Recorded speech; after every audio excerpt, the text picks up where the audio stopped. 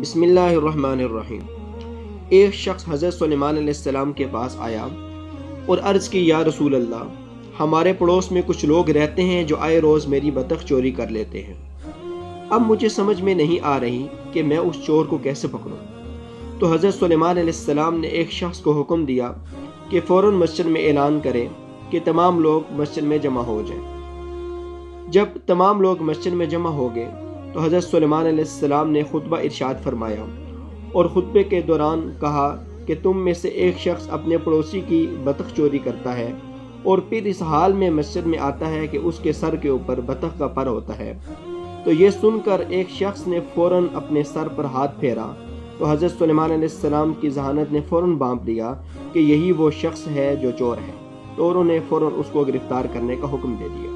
حالانکہ اس کے سر پر کوئی پر نہیں تھا، لیکن انکانشیسلی اس نے اپنے سر پر ہاتھ پھیرا تو حضرت سلیمان علیہ السلام نے فوراً سمجھ لیا کہ یہی وہ شخص ہے، اس وجہ سے انہوں نے اس کو گرفتار کرنے کا حکم دے دیا۔